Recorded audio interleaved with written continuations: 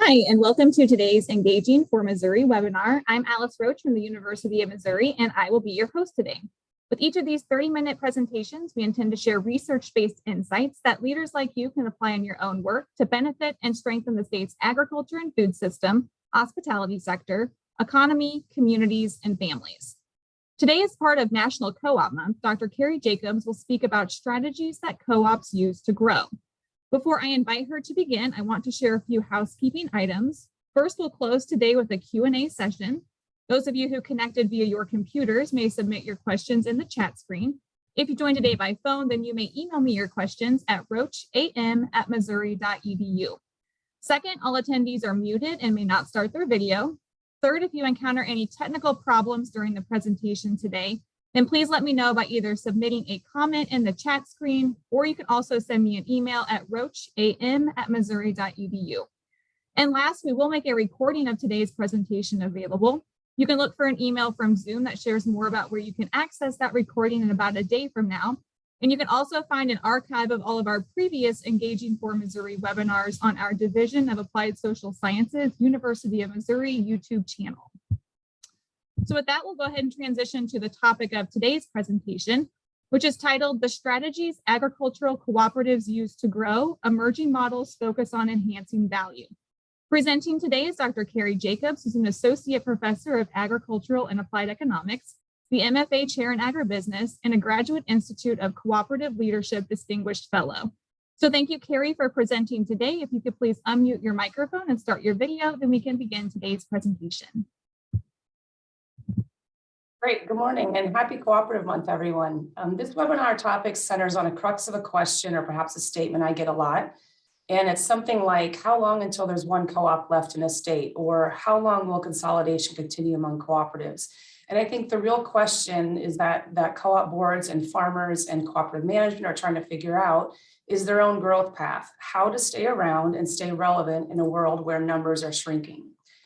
And at the heart of consolidation, I believe in agribusiness is honestly consolidation of farms. So if you look at farm consolidation and productivity over time, we know that there are fewer farms, they are growing in size, relatively unchanged farm input levels over time, yet sustained growth in ag. And so what this leads to is a situation where we also have, as farmers are getting bigger, co-ops and agribusinesses are recognizing the need to get bigger as well. And I want to say that farm consolidation and growth obviously is not the only driver. Others include the perception of the need to get bigger in order to compete in some of the downstream markets. We'll come back to this when we talk about alternative strategies.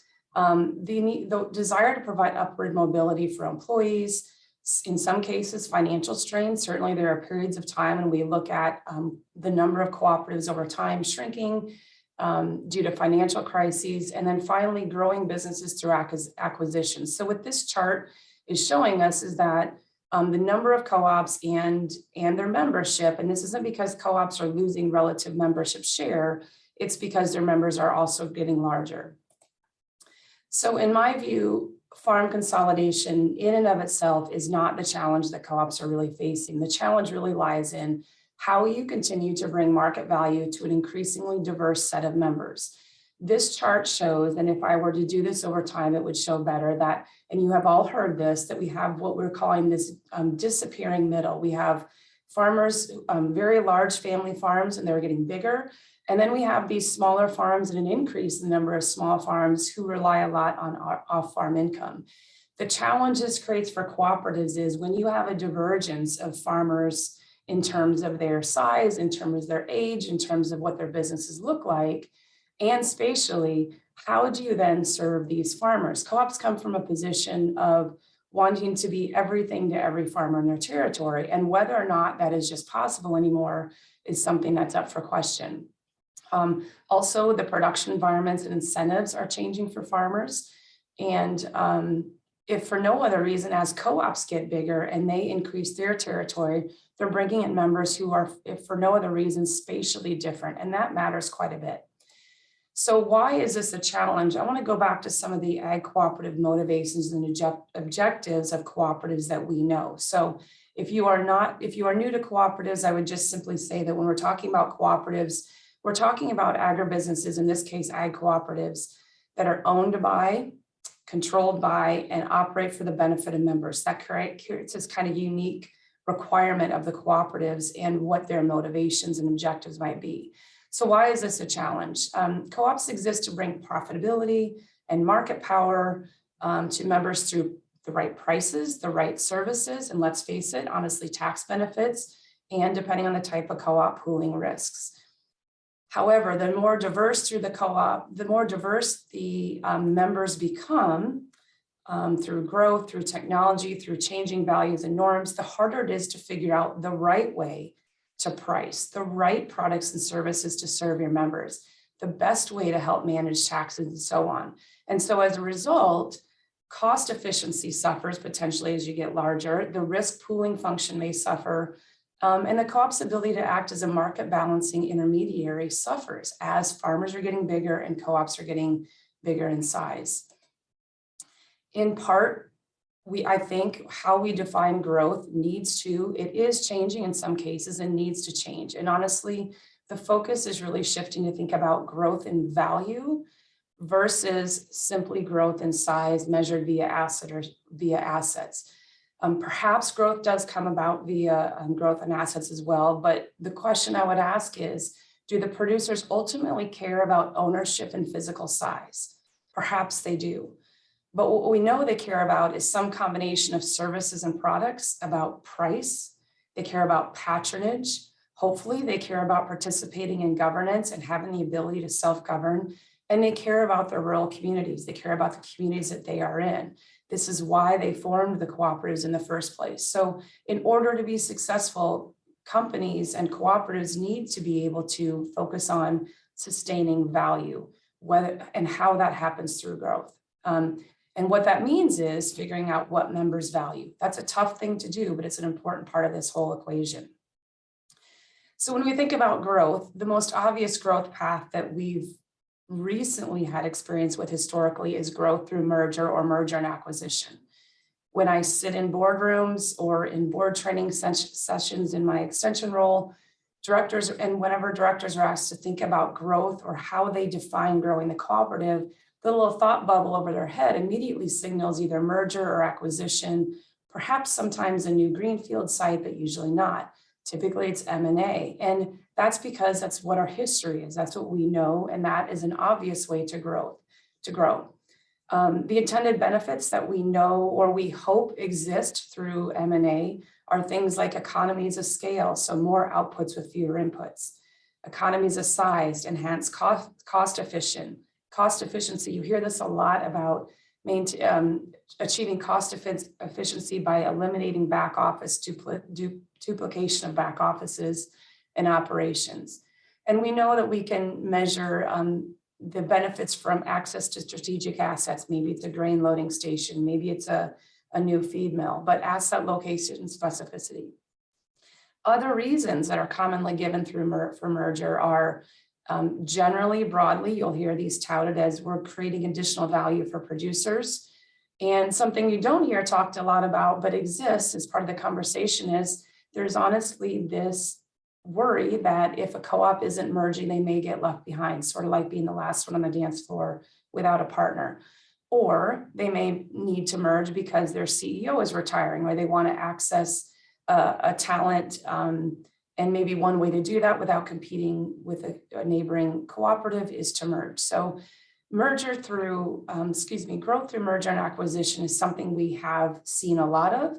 It's something we're very familiar with. The question I ask is, does it have the intended benefits? These benefits that we think we can measure in terms of efficiency, does that actually come through? And so when we look at some data, and I don't want to overload this group with data, but I could do these over time, or I can show snapshots in time like I'm doing here. And I just pull out a few key measures. There are more that we would obviously want to look at if we were taking a big picture view. But I've looked at this enough to be able to say with some confidence that bigger is not necessarily better. And whether you're measuring bigger by however you want to measure better, whether it be local return on sales, return on net fixed assets, return to equity, it just doesn't show. When you see this slide, for example, you're looking in the top panel, you're looking at sales dollars. In the bottom panel, you're looking at That should be, oh, that's also sales size, but measuring local return on net fixed assets. What you see is small or large, it looks more like a gunshot pattern here. You don't see this upward trend of having more return, for example, local return based on sales and bigger co-ops. I think what you see is the bigger you get, the more narrow your range might be in terms of the outcomes. But we certainly have a lot of small local cooperatives. I should mention, this is a data source called Cometrics, provided courtesy of the Iowa Institute for Cooperatives. So these we can have a panel of data for these.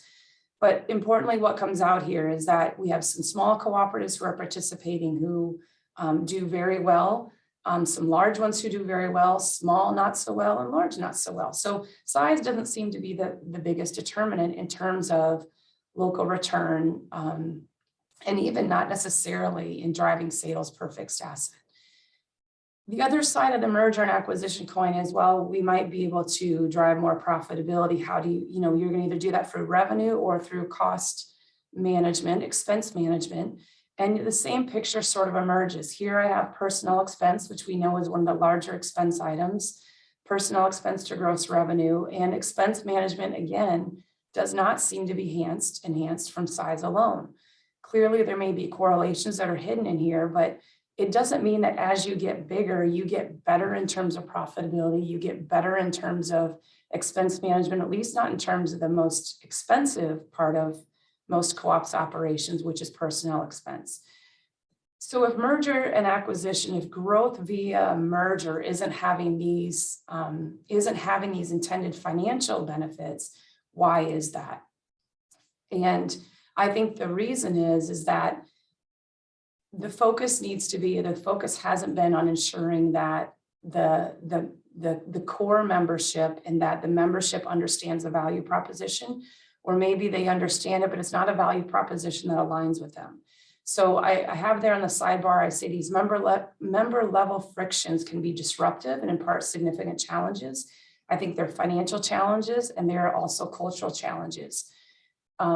Growing in terms of merger, growing in terms of increasing your footprint, acquiring another business or merging with another business may dilute a company's focus on their core business. It definitely increases the heterogeneity of members. You have members who are now spatially very different. Their operations may look different. Cultural values may be different. It amplifies these things that we economists like to talk about, the portfolio problem and the horizon problem with utilizing members' equity for things that either they aren't benefits that they need or want, or may not be around long enough to realize. And then finally, this sense of loss of a collective culture among members and employees. So co-op culture is often tied to community culture, and the more communities, the bigger your footprint is you're bringing under that umbrella, the harder it is to get your arms around that, I think, and help manage to that. That focus on profitability and strategy. So I think what this goes back to is the focus on profitability is problematic. And profitability should be a means to an end, not the only end, which then should signal that we've got to be growing with something other than profitability in mind. So the question really is, how can we grow better? What's a better way to do this? And I don't think that I have the answers, but in looking around the countryside and in seeing what other co-ops are doing, there's some interesting models that are emerging. Let's think about what I propose is the underlying problem to think about where to look for solutions. So the underlying problem, in my opinion, a big piece of this seems to be how members define and extract value from the cooperative is changing and becoming more heterogeneous. What that suggests is we need to look for solutions and strategies that look beyond getting bigger and that help generate value, regardless maybe your member size or how they're changing. And what that means then, I think, is looking at what are some of the internal and external things we can do that perhaps don't require us to grow in the same way we've been thinking about it. New products or services that you can offer within your existing footprint, thinking about revenue optimization and cost minimization. And then on the external side, thinking about external to your firm, where we typically look at the horizontal mergers and acquisitions, thinking about joint ventures or alliances as strategies. And what we want to do is we want to focus on strategies that allow you to enhance your financial and market position while also not creating these member level frictions that we know mergers can. In simple terms, think about how you position or align your business, both internally and externally. So that alignment feature. As a quick sidebar, the process of figuring out alignment of your co-op is not an easy one. If you're a manager or director, it takes being honest about yourself, about your members, about your co-op's needs, strengths and weaknesses, about the resources it has and needs. And this is a very difficult task, but it is worth doing and is an imperative to do. So how you align yourself internally with your members, current members and future members. And this takes a lot of work to understand what your future member will look like and needs, but it's possible. Things like that we've seen come out, things like even divesting business lines. This isn't a popular thing to talk about. We've seen co-ops that have done this with some great success, thinking about going back to their core businesses. Maybe they're in the agronomy and energy and grain and feed business, and they realize that what they do really well is grain, and they're going to focus on that because they know their members are already being served and have plenty of options in their marketplace for their other businesses. That would be an example of divestiture that we've seen. Internally, helping to invest in the things that all of your members can use regardless of their size, regardless of their diversity, things like risk management tools. I know co-ops are already doing that. I think there's more room in that space. Helping your members with technology, sustainability, and certainly the regulations that are part of all of that, the technology and the sustainability and the risk management. So I think there's opportunities to increase the services that we're offering members without physically growing, and that is a value enhancing proposition. Externally, looking at how you align the co-ops, once you've decided how you align with your current and future members, how do you also maintain that alignment to maintain market power and efficiency? And some of the things we're seeing, really the key word here is cooperation among cooperatives. I didn't put that on the slide. Perhaps some people are thinking that's an overused phrase, but we're seeing a lot more activity in the space of joint ownership of infrastructure, alliances in marketing, finding common interests and figuring out how to leverage those. You can think about purchasing alliances. Even inventory sharing is something that can be managed across cooperatives. And I think all of these things would help also when you think about the supply chain disruptions that we've seen as part of COVID and other disruptions. Having these alliances is powerful in the marketplace. Also, information sharing and employee and admin sharing. We see some of this going on perhaps more in the utility cooperatives. I think we can borrow from what they're doing and learn from what they're doing. This idea of sharing information so everyone can be making better decisions. So really the goal is to figure out a growth strategy that avoids and hopefully some of the trappings we often see with M&A, merger and acquisition. Here I list some of the benefits that I see when you focus on growth without physically growing your owned asset footprint. I have value-driven growth without the growing pains. One, I think if you're focusing on these things, you find it easier to manage a less heterogeneous or more homogeneous members' value propositions and their expectations of the co-op. It allows you to build, perhaps if you've invested, if you've gone through divestiture, build upon a financially successful core business without the distractions of businesses perhaps that are not serving your members well and not serving your business needs well. You can engage in specialization with the benefits of diversification if you're thinking about alliances. It helps you maintain your culture. It's easier to get your arms around that. We do know that smaller companies can be more innovative in a lot of cases and more nimble because they have just a smaller footprint on which they're responsible for behaving. Boards that are smaller tend to make decisions faster. I'm not saying faster decisions are better, but in some cases they can be when you're needing to adjust in the market space. When members' values are not congruent, governance becomes very hard. So the smaller you are, the more likely it is that your members have shared values. Now, and I want to be careful, I'm not making a case for that we need to go back to all small cooperatives. That's not it. Small, I'm not going to define that here, but smaller versus bigger, there are some benefits to that there. So what I want to close with is that, merger may not be right for some situations. Certainly it's not a silver bullet. It is right for others. You can't grow your co-op's way out of financial stress through merger. You can't grow out of member discourse through merger, lack of engagement, poor communications, any of the other ailments that we see internally that tend to drag cooperatives down. What I hope is that co-ops engage in a process to examine very carefully how their current members are going to derive value and into the future, and grow with that dimension in mind, keeping in mind that they need to align with the members and then figure out how that aligns in their market space. Smaller, however you want to define that, do have an advantage in embracing their localness and a narrower set of common values.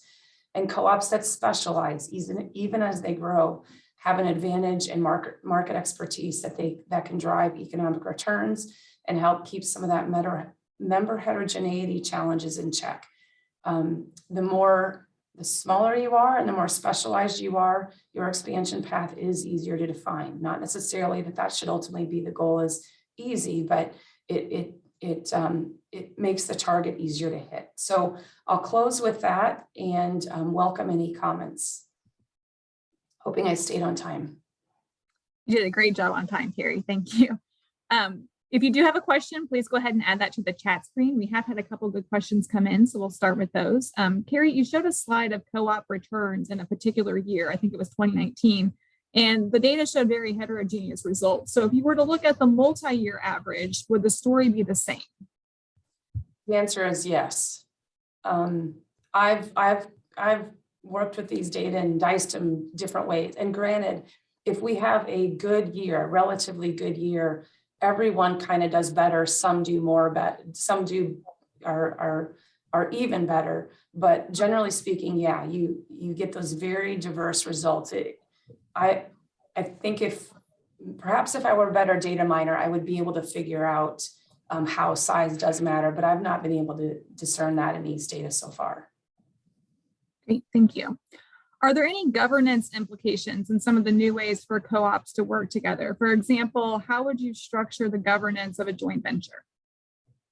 Ooh, you probably need to get someone involved structuring the governance of a joint venture. That's a complex process. Probably need to get someone involved other than just myself. So not something I can, but it is complex. And the challenge with joint ventures and alliances is you don't have total control anymore, right? So you're losing control of some of the decision making, but you have the ability to leverage, right? And so, you need to go into joint ventures and alliances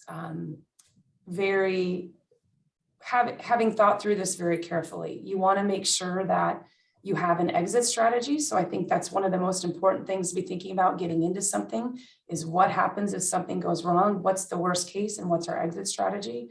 But there are governance implications for that. I'm not trying to say that it either is the perfect answer. I think it opens up a lot of opportunities to think about that. Great, thank you.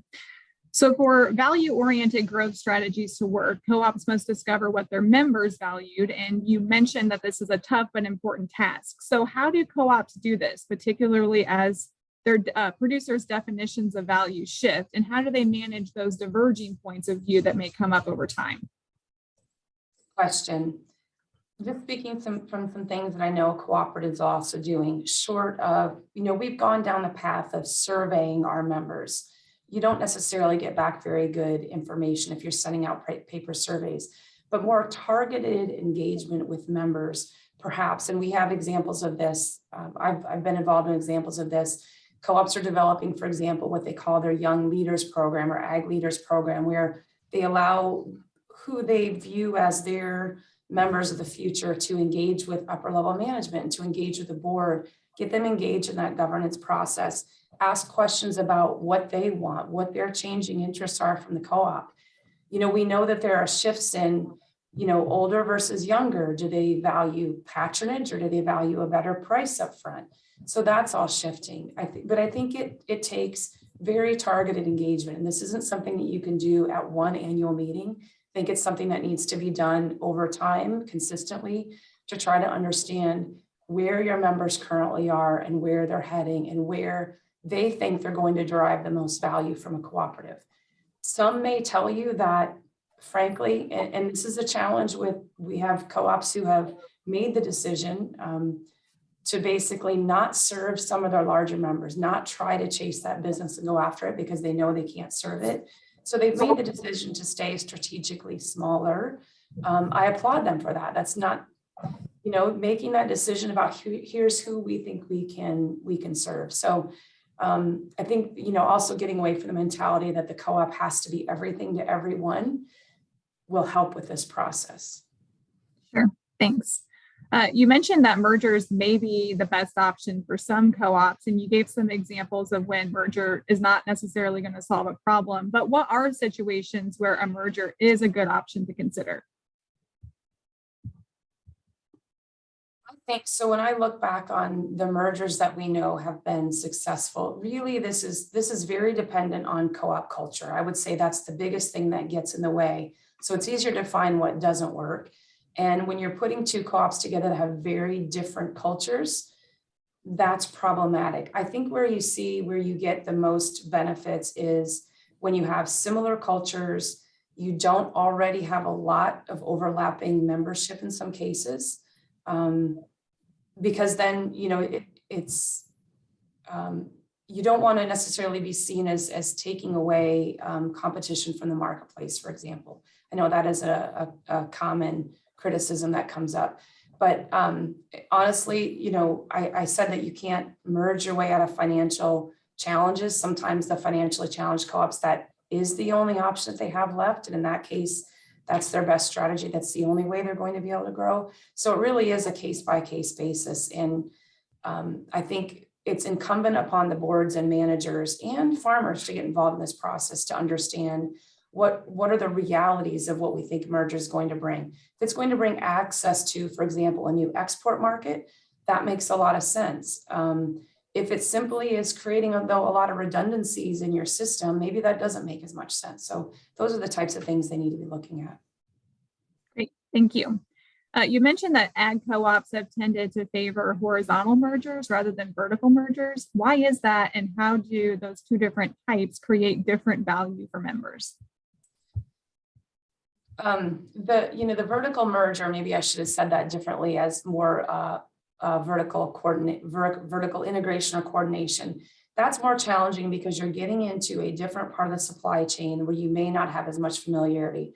There are new downstream partners that you have to work with, different dynamics within that market. So while we see that sort of vertical coordination happens more in specialty fruits, like if you think about oranges and almonds, and that makes that happen more quickly. When we think about, and most of this presentation in my mind, I had focused on grain and farm supply cooperatives. That's a different proposition to get into a vertical integration situation, because then you're getting further down the value chain, and different processing comes into that, different regulations and new downstream partners, as I said. So that's a lot more challenging to get into. Okay, thank you. We have an attendee question here. Does Caprivolsted provide co-ops with protection from antitrust challenges when entering into new relationships with other co-ops? And then what about entering into new relationships with private businesses? That's right. So without, the legal disclosure is I'm not an attorney and fully up to all the Caprivolsted cases that have been tried. Caprivolsted, in my opinion, does provide a ton of protection for producers and their organizations, as long as they are, to collectively market, process, prepare for market, handle all of these processes that our local ag co-ops are going through, all these moving parts. It allows them to act collectively, so long as they are doing so on a cooperative basis. And importantly, all of their producers are members. So joint ventures and agreements and alliances with other cooperatives, those are protected under Caprivolsted, as long as they're not doing things like that restrain trade or unduly enhance, or unduly enhance prices or are harmful to consumer prices. There are certain anti-competitive things that you cannot do. You can't act like a cartel, for example. But short of that, as long as these are producers and producer organizations, they have a lot of freedom and a lot of flexibility in the market to pursue these joint goals.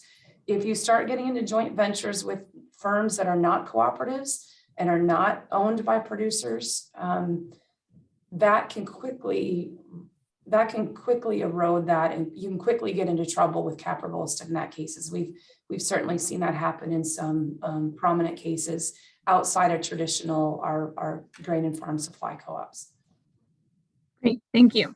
I want to wrap up with one last question. What issues do you think regional cooperatives should be considering in light of this challenge to create value? That's a great question. You know, I wondered if I should put anything about that, because I am talking primarily to local cooperatives and thinking about their relationships with the regionals. Personally, my own personal opinion, I'm getting pretty far from what I know from research, but what I know in working with cooperatives is I think we need to do what we can to support the local cooperatives and in turn make sure that we have that strong regional system. We hear a lot of the term regionalization coming through. I think we need local co-ops that are governed locally, and I think they then need to collectively ensure that they have a strong regional system with which to work to gain access to those downstream markets, whether they're marketing products or upstream markets from buying input. I think a strong system takes strong local co-ops and more of them than less of them, and strong partnerships with their regional cooperatives. I think that's where farmers gain the most value in the marketplace. Excellent. Well, thank you so much for presenting, Keri, and taking our questions. It's time to go ahead and close today's webinar. Thank you to our audience for joining us. When you exit Zoom, you'll see a post-webinar survey will load in your browser.